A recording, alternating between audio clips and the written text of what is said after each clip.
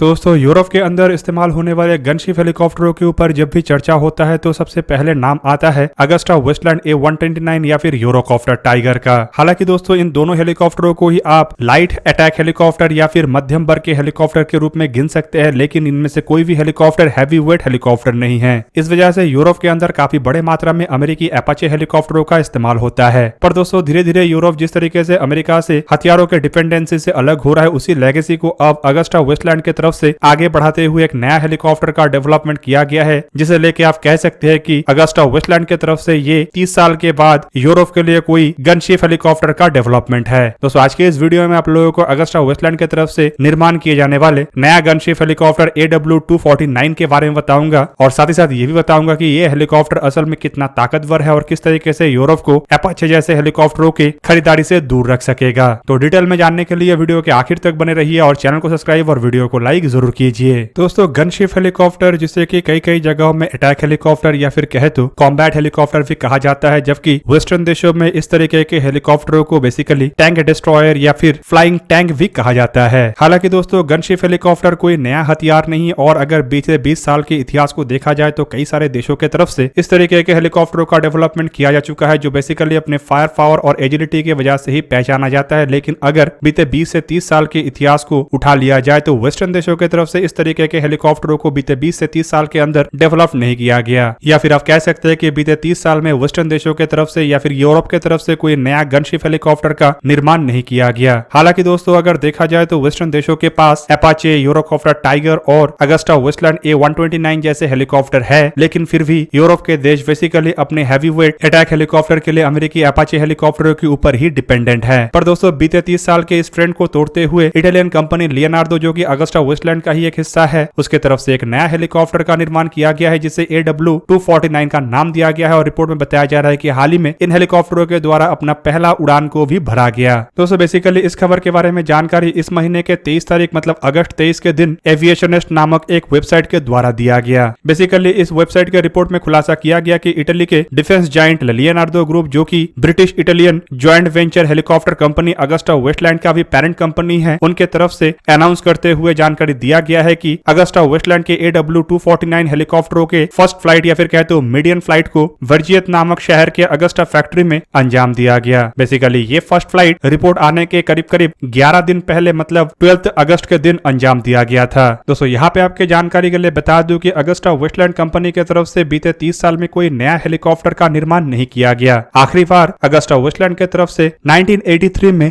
A129 नाम से एक हेलीकॉप्टर का निर्माण किया गया था, जो बेसिकली एक लाइट अटैक हेलीकॉप्टर है। इसके अलावा अगर यूरोप में देखा जाए तो साल 1991 में आखिरी बार यूरोप के अंदर अटैक हेलीकॉप्टर का निर्माण हुआ था, जो बेसिकली यूरोकॉप्टर टाइगर के नाम से पहचाना जाता है। हालांकि दोस्तों हेलीकॉप्टरों के बारे में इतना कुछ जानकारी फिलहाल पब्लिकली अवेलेबल नहीं है, लेकिन एक्सपर्टों की तरफ से हेलीकॉप्टर के फोटो को देखते हुए ये जज किया जा रहा है कि ये जो हेलीकॉप्टर है ये एक संपूर्ण नया जनरेशन के हेलीकॉप्टर होने के बावजूद डिजाइन वाइज काफी हद तक अगस्टा वेस्टलैंड A129 हेलीकॉप्टरों के जैसा ही है और काफी हद तक ये दिखने में सिमिलर है। हालांकि दोस्तों अगर आकार को कंपेयर किया जाए तो AW249 हेलीकॉप्टर AW129 हेलीकॉप्टरों के मुकाबले में काफी अधिक बड़ा है, और ये इसका मैक्सिमम टेक ऑफ वेट भी करीबन 7.5 टन से लेके 8 टन के दरमियान है, जो A129 हेलीकॉप्टरों के मुकाबले में करीबन दुगना वजन का है। मतलब A129 जहाँ पे केवल मात्र 4.6 ton maximum take off weight category का है, तो वहीं पे ये 7.5 से 8 टन होने का मतलब ये है कि करीबन 5 टन अधिक भारी है। ट्रांसमिशन सिस्टम के रूप में भी इसमें Agusta Westland AW149 military transport हेलीकॉप्टरों के सिस्टमों का इस्तेमाल किया गया है, और इसमें इंजन के रूप में 2 powerful US made general electric CT7 8E6 मतलब T700 टर्बोशाफ्ट इंजनों के आधुनिक वेरिएंट का इस्तेमाल किया गया है, जिनमें से हर एक इंजन करीबन 2500 हॉर्स पावर या फिर कहे तो 1860 किलोवाट पावर जनरेट कर सकता है। दोस्तों बेसिकली ये जो इंजन है ये अमेरिका के ब्लैक हॉक हेलीकॉप्टरों में इस्तेमाल होता है, और इस कारण से आप इन हेलीकॉप्टरों के maximum take off capability Black Hawk के साथ भी कंपेयर कर सकते हैं। हालांकि दोस्तों ताकतवर इंजनों के कारण ये जो हेलीकॉप्टर है इसके डिफेंसिव और ऑफेंसिव जो कैपेबिलिटी होगा ये पहले के हेलीकॉप्टर के मुकाबले में करीबन दुगना होगा। पर बताया जा रहा है कि हथियारों के मामले में शायद ये लगभग उसी तरीके के हथियारों को कैरी करेगा जो A129 हेलीकॉप्टरों में इस्तेमाल हो रहा है। संभावित हेलीकॉप्टर में 20 मिलीमीटर के गैटलिंग कैनन का इस्तेमाल किया जाएगा, और इसमें 6 एक्सटर्नल पेलॉन्स होगा, जिसके द्वारा 8 से 12 स्पाइक एयर टू सरफेस मिसाइलों को दागा जा सकेगा। आर्मर प्रोटेक्शन को हालांकि पहले के मुकाबले में अधिक एनहांस किया जा रहा है, और इसमें इलेक्ट्रॉनिक इक्विपमेंट के रूप रूप में और डिफेंसिव इक्विपमेंट के रूप में भी इटली की तरफ से बेहतरीन सिस्टमों को इस्तेमाल करने का इरादा बनाया गया है। रिपोर्ट में बताया जा रहा है इसमें इलेक्ट्रॉनिका कंपनी की तरफ से निर्माण किया हुआ ELT 162 radar warning receiver, ELT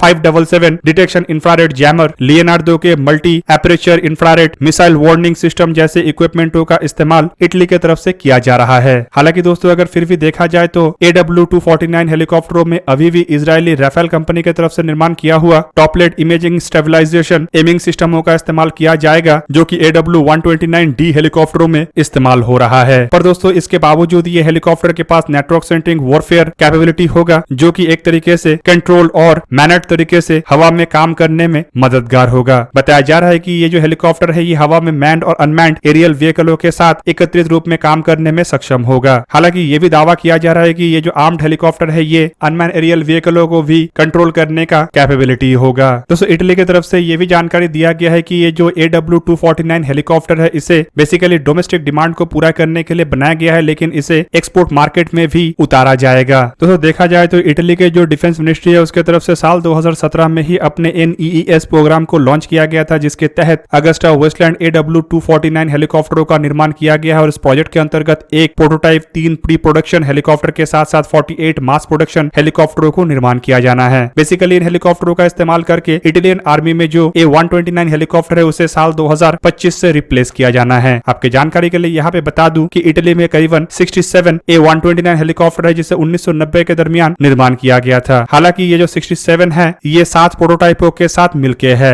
originally इन हेलीकॉप्टरों को इटली के द्वारा एक्सपोर्ट नहीं किया गया है, लेकिन इसके एक अन्य वेरिएंट T129 को भी निर्माण किया गया है जो basically US made CTS 800 turboshaft engine से लैस है और बेसिकली ये टर्की के लिए ही निर्माण किया गया था। टर्की की तरफ से करीबन ऐसा 76 हेलीकॉप्टरों को निर्माण किया गया है, जिनमें 6 हेलीकॉप्टर टर्की के द्वारा फिलीपीन को भी एक्सपोर्ट किया गया है। दोस्तों बताया जा रहा है कि इन हेलीकॉप्टरों को अगर इटली की तरफ से एक्सपोर्ट मार्केट में उतारा जाता है तो सबसे पहला कस्टमर ईस्टर्न यूरोपियन कंट्री खास करके रोमानिया और पोलैंड जैसे देश होगा। पोलैंड की तरफ से ऑलरेडी 32 AW149 हेलीकॉप्टरों का ऑर्डर किया गया है, जबकि पोलैंड की तरफ से Russian made Mi-24 Hind helicopter के साथ साथ यूनाइटेड स्टेट के H-64E अपाचे और H-1Z वाइपर जैसे हेलीकॉप्टरों का इस्तेमाल किया जा रहा है। इसके अलावा अगर देखा जाए तो यूरोप में जो गनशिप हेलीकॉप्टर 2003 से सर्विस में आया है, मतलब यूरोकॉप्टर टाइगर, उसे भी एक तरीके से बहुत बड़ा कंपटीशन मिलेगा। हालांकि दोस्तों अगर देखा जाए तो Eurocopter tiger Agusta Westland A129 हेलीकॉप्टरों के मुकाबले में भारी तो है, लेकिन ये ना अपाचे हेलीकॉप्टरों के जैसे उतना भारी है और ना ही AW249 हेलीकॉप्टरों के जैसे इतना भारी है। मतलब एक्सपोर्ट मार्केट में AW249 हेलीकॉप्टर उतरने के बाद यूरोकॉप्टर टाइगर को एक बड़ा झटका मिल सकता है, लेकिन वहीं पे दोस्तों माना जा रहा है कि यूरोकॉप्टर टाइगर को शायद इतना बड़ा झटका ना मिले, लेकिन सबसे बड़ा झटका तो अमेरिका को मिलेगा। खास करके अमेरिकी कंपनी बोइंग की तरफ से निर्माण किए जाने वाले अपाचे हेलीकॉप्टरों को लेकर, जो बेसिकली अमेरिका की तरफ से यूरोप में कई सारे देशों को अब तक बेचा जा चुका है और यूरोप में अगर देखा जाए तो अपाचे हेलीकॉप्टरों को ही प्रमुख गनशिप हेलीकॉप्टर के रूप में फिलहाल इस्तेमाल किया जा रहा है। दोस्तों यूरोप के देश जो हल्के वजन के या मध्यम वजन के हेलीकॉप्टरों को खरीदने का अब तक इरादा रख रहा था, उनके तरफ से A129 या फिर टाइगर हेलीकॉप्टरों को जहां पे एक तरफ पसंद किया जा रहा था, तो वहीं पे अब हैवी वेट हेलीकॉप्टर के रूप में उनके सामने AW249 हेलीकॉप्टर भी एक ऑप्शन होगा, जो एक तरीके से देखे तो यूरोप को अपाचे हेलीकॉप्टर से दूर तो करेगा और साथ ही साथ सेल्फ इंडिपेंडेंट भी करेगा। और काफी हद तक जो यूरोप का इरादा है कि अपने डिफेंस इक्विपमेंट को अपने ही अंदर प्रोड्यूस करना और जॉब जनरेशन करना, उस इरादे को भी एक तरीके से संपूर्ण करने में ये मददगार होगा। तो दोस्तों ये था आज का वीडियो। अगर आपको वीडियो अच्छा लगा तो लाइक कीजिए और मेरे चैनल को सब्सक्राइब कीजिए और साथ में बना हुआ बेल आइकन को भी प्रेस कर दीजिए ताकि आप मेरा वीडियो देख पाए सबसे पहले। जय हिंद।